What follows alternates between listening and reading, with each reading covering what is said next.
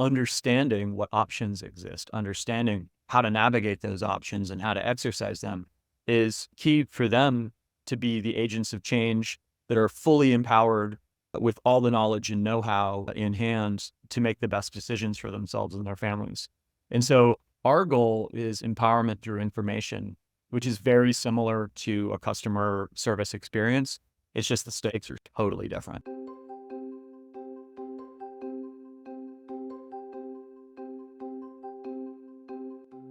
In honor of World Refugee Day, today we're going to hear from an organization that is providing truly critical customer service, the kind that you offer when your mission is to actually save lives. Now, the vast majority of customer service isn't that critical. Resetting a password or making sure an order arrives in time might be important, but it's rarely life or death. That's not the case for nonprofits that work at the front lines of the most pressing challenges facing our planet and society today. These teams must find innovative ways to scale with their limited resources, boost their efficiency, and ultimately help more people. Before we dive into that main interview, joining me is Alana Ramo, Zendesk's Director of the Tech for Good and Agents of Change program. She'll tell us a little bit about her work and the impacts that these programs are having. Alana Ramo, welcome to Conversations with Zendesk. How are you doing today? I'm doing great. Thanks so much for having me. So I would love it if you could start off by telling our audience a little bit about what is Tech for Good and what do we do? Absolutely. Tech for Good at Zendesk provides free product, pro bono support, and grants to nonprofits that are providing critical customer service to communities in need. So, when you're resource constrained and you're in the thick of mission critical work, you don't really stop to think about transitioning to a tech platform from your notepad and pen. But it is also true that using best-in-class software could save you hours of hard work and help you streamline your workforce so you can focus on the most impactful tasks. So that's what the Tech for Good team focuses on. How can we help organizations with small teams and big ambitions rapidly scale their work so they can achieve their goals faster? Now, of course, we're going to be speaking in the main interview today with André Heller from the International Rescue Committee about the Signpost Project. Can you talk with me a little bit about that collaboration with Zendesk and what that's looked like from our side? Yeah, absolutely. Well, we've been working with the International Rescue Committee for quite some time. When they originally came to us for a much smaller project where they were like, I think we could use this type of software. And they started implementing it at kind of a smaller scale at first, and they found that it was hugely helpful to their work. Like I said, got them off that notepad and pen, and they were able to do their work so much more quickly. The Signpost team was born around 2015, and they were looking through the International Rescue Committee's tech platforms that were already in use, and they saw Zendesk was one of them, and they tried it out, and they were like, this is perfect. This is exactly what we need to scale. And that's what they've done. They were able to take Zendesk, and starting in just 3 countries, they've now grown to about 30. I think that there's a lot of interesting innovation that happens when we take these private sector solutions and apply them to public sector use cases. What are some of the lessons that we've learned from some of these collaborations, and what kind of problem solving are we helping to accelerate, knowing that they're working with such serious needs?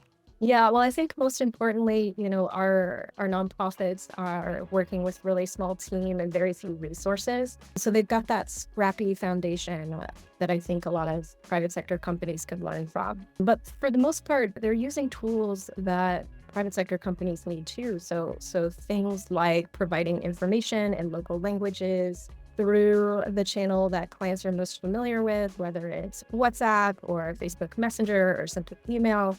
Our nonprofits are using that just as much as our private sector customers are. Also, tactics like using chatbots to provide 24-hour support and increase customer self-service, or evaluating data from support tickets to improve response times. And these are all things that for-profit, nonprofit companies need in order to provide the best customer service. Well, it's an amazing program. I'm sure people would like to learn more about it. Where should they go? What's the best way to find out more about it? And are we accepting new applicants? I'm so glad you asked, because absolutely we are. We're looking for more Tech for Good applicants up until August 15th this year. And you can go to zendesk.com/tech for good to learn more and find our application form.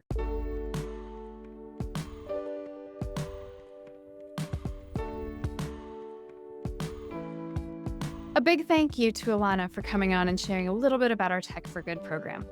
We will definitely put that application link in the show notes. And once again, that's zendesk.com/tech4good, and the deadline for application is August 15th. If you're interested in more opportunities like this, or just want to keep up with the latest news from Zendesk and this podcast, please be sure to follow us on LinkedIn. You can find us at zendesk.com/li. All right, without further ado, here is our interview with André Heller, Director of the Signpost Project at the International Rescue Committee. André Heller, welcome to Conversations with Zendesk. How are you doing today? I'm doing well, thank you. How are you? I'm doing quite well. I'd love if we could start with you just telling us a little bit about the IRC and the Signpost program and your role with those organizations. The IRC, it's a multi-mandate aid agency whose origins date back to Albert Einstein in World War II. And since it has grown on to become one of the largest global providers of humanitarian assistance, the Signpost Project was launched and initiated by the IRC in 2015.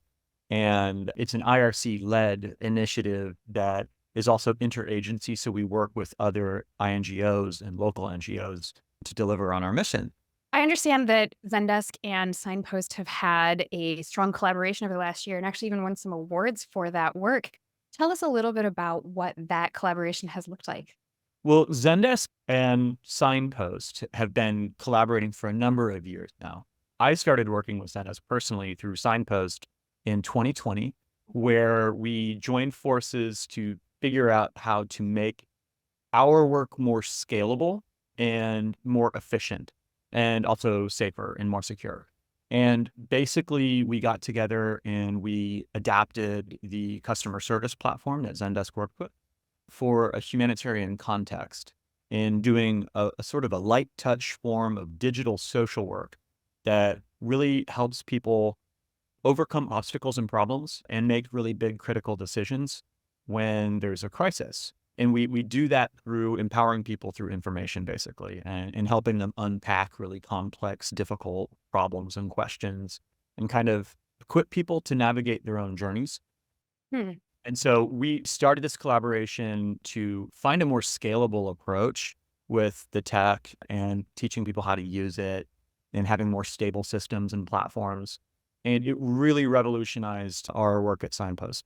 It took a program that was very difficult to maintain, not especially scalable, kind of costly, and it transformed it into something that was quite extensible. So there's like thousands of programs that look like Signpost all over the world, but there's no like kit and tech stack to enable and supersize those things at efficiency. And that's what inspires us to really feel confident that what we built together with Zendesk is a solution that is valuable and meaningful in the world. Talk to me a little bit about what customer service looks like in your space. Because of course, most of the time I'm talking to like tech CEOs and we're dealing with helping customers with purchases or resetting a password or setting up a system. It's a little bit different in your space. Like you said, you kind of had to customize the platform. So what does customer service mean in your world? And why is that efficiency that you were speaking about so critical? Well, it's a great question. In a sense, what we're doing is using a customer service platform to do social work. It's turns out a lot of the workflows are really not that different. It's a similar kind of process that you engage in. Somebody reaches out with a question or a problem, you help surface an answer. You want to do that as quickly as possible, give them a good experience, and then they should be able to continue along their way. Just what we're talking about is very different things. Like it's not, how did I lose access to my password or can I get a refund on a product? Here it's, I'm in a situation of, we'll say, domestic violence, and I need to understand what are my options to escape. And so it's a much deeper process that involves a lot of touch points with other agencies and other local service providers who could play a role in supporting someone in a journey from harm to safety. Or in a lot of cases where we work, it's with asylum seekers, people who are looking to become refugees sort of formally in one country or another, and trying to figure out how do they navigate these really complex, dense, bureaucratic systems that are put in place, sometimes deliberately to be very difficult and challenging for people to navigate. And they take years and, involve like lawyers often and things like this. And so I offer that context in the sense that that's what our customers' experiences are. And they're not really customers of ours per se, they're more clients Right. of ours. And these clients are facing a lot of difficulties and challenges. And they themselves hold the power of their future in their hands. Understanding what options exist, understanding how to navigate those options and how to exercise them is key for them to be the agents of change that are fully empowered with all the knowledge and know-how in hand to make the best decisions for themselves and their families. And so our goal is empowerment through information, which is very similar to a customer service experience. It's just the stakes are totally different. What have been the most critical things that you've been able to implement in your time working on Signpost that have really made a difference for what I would think of as an end user, but for those clients, for those individuals that you're supporting? Yeah, end user is a good term also. We say clients at the IRC, clients of our services, but end users, same terms. It has been a sort of step-by-step evolution. Signpost is a program that engages people on social media with information products that help them navigate their journeys and that answer questions and problems that they're facing. We are able to do that because people communicate with us in two-way communications and they express what problems they're facing and they tell us about the questions and the concerns that they have. They tell us where they don't have enough information, where something is confusing, where they're hitting barriers or obstacles. And with some of those inquiries and questions and discussions, we already know answers to them and we give people that information. And with other ones, we have to research it. And so we have research teams comprised of journalists and other kinds of specialties that will go out and find answers to that. And so if somebody is missing a certain kind of paperwork and it comes and there's a certain process you have to do to get that, we'll help surface that information. We'll create new content that talks about that and we'll publish it. So oftentimes we'll promote content on social media. People will ask us questions about it. And when they click on that content, it takes them to our website where they find a service map and where they find a whole bunch more self-help articles. So Hmm. that's how Signpost works in general. That's the model that we started with in 2015 in Greece when we first launched Refugee Info, which was the first Signpost project to respond to the big influx of Syrians fleeing from the violence in Syria, the sort of height of the civil war. But that same model stands today. Once we started working with Zendesk, we were able to plug in all these different social media channels that we were working with across all of the different programs in the world. And it would all have a seamless, centralized backend for communication. So it just increased our efficiency like immediately and overnight. It also gave us all these analytics and insights into what kinds of conversations we were having on a basis of the ticket forms that we would fill out. And we'd sort of Hmm. those and customize them so that we could help people as best as possible and understand what needs work and sort of aggregate the data on that a little bit more seamlessly. So that made a huge difference. And then since then, it was been like incremental. It's been sort of one thing after the next that we've been able to build on top of a very stable platform that we've been operating with. And we have some really exciting things that we'll be able to do with that technology. And nowadays, we're also leaning in on AI to help respond to simple questions as a first step, drawing from the knowledge base of articles that our teams are creating. And it turns out that Zendesk, again, is the perfect hub for that, where we can build a bot that works through one hub across 15 different social channels rather than having to have a bot plugged into every one of them. So it's just it's really the backbone of what we do at Signpost. If we didn't have this hub, we wouldn't be able to do, it would just take a lot more effort and time and work, and we'd incur like way more technical debt to do a lot of the functions that we do, or have to pay super high dollar for an enterprise system. It sounds like that efficiency is really critical. I mean, your work, it can literally mean life or death for people that are reaching out to you. And so you have to be able to innovate, scale your response efforts, that kind of thing. I worked in the nonprofit sector early in my career, and so I have a little bit of familiarity with this. But certainly, I think many of those organizations have limited resources or maybe limited manpower. What are some of the ways that you are really working to meet the needs of these communities given those resources? That's a great question. And, really Signpost was developed as a model to do more with less. It was invented as an adaptation to a reality where it was very difficult to do this kind of work face to face at scale. So going back to Greece in 2015, there was, tens of thousands of people coming in a month. I don't have the exact statistics, but thousands and thousands of people kind of dispersing throughout the country, but everybody had the same needs. And so to meet them at scale would have required, thousands of personnel to do it. But instead, we used social media, and we were able to do that same amount of work with a very small team. A handful of people were able to create the project and reach, in the end, it was 70% of the refugee population in Greece, Wow. which is huge, a wildly successful program with a Yeah, it's budget. fantastic. Yeah, it was like a minuscule budget by relation to that would normally cost. And Yeah. so that was where it started. Like one of the things that we struggle with, and that's a reality, is that because digital is more efficient, doesn't mean that we shouldn't do those face-to-face approaches also. Because a lot of Mhm. people don't have access to smartphones or not digitally literate fully, or may have a device, but they don't have credits for Wi-Fi and things like that. It's a great point that you make that not everyone you're working with will have access or reliable or consistent access to phones, to internet, to the technology where they could access these self-service resources and the things that you're doing at scale. Yeah. How do you balance, prioritize, determine where to put humans into the mix and where to use the technology? It's a great question. And every program that we run starts with an information ecosystem assessment.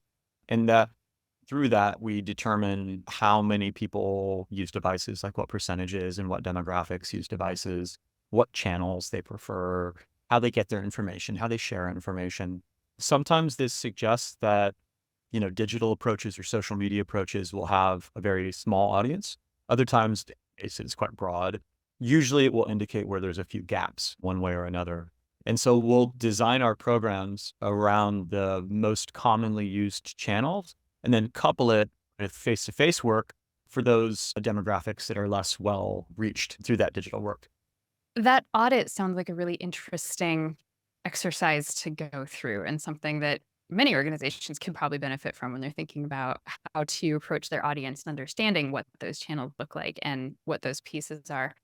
What do you find are the best tools to collect that feedback from your community? Well, in the first step, we tend to do more classic survey tools, some quick, scrappy survey platforms that a lot of aid agencies used. One, it's called Kobo Toolbox, which is just like a survey form that people can use on a mobile device, and they get a lot of information, do focus group discussions, and they record it there. After that's over, and once we set up our system, it's really a number of different analytics tools that we work with to sculpt and guide our programming. Zendesk itself is a really powerful tool to offer insights and analytics. We work with Google Analytics for our website, and then we derive insights from some of the analytics that are baked into the social media channels that we work with. And in the future, I'm sure we'll be doing more insights derived from AI and stuff like this as we grow and develop. Amazing. So it sounds like you have a very comprehensive way that includes both qualitative and quantitative information. In thinking about AI, I understand that Signpost has created an AI prototyping lab. We'd love to have you tell us a little bit more about that and what some of the goals are there. Basically, a year and a half ago, when everyone started talking about generative AI, we knew that the time would come for us to need to understand what's our relationship with this new tech. Right. We had to wait a little bit for the tech to get good enough to work with.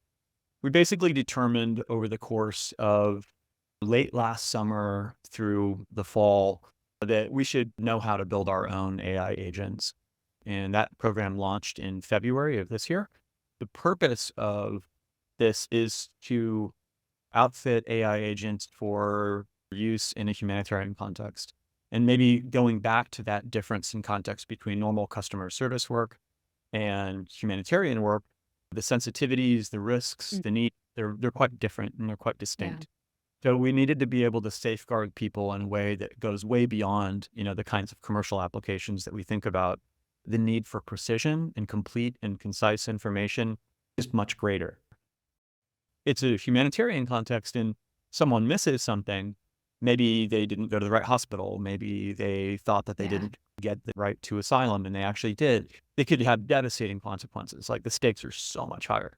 And we have a duty to do no harm. We're going to publish everything that we do as well to help demystify AI for the rest of the aid sector. And then when we pilot later this summer, we'll publish results from the pilot and so on and so forth. So we're committed to this transparent approach towards working with AI.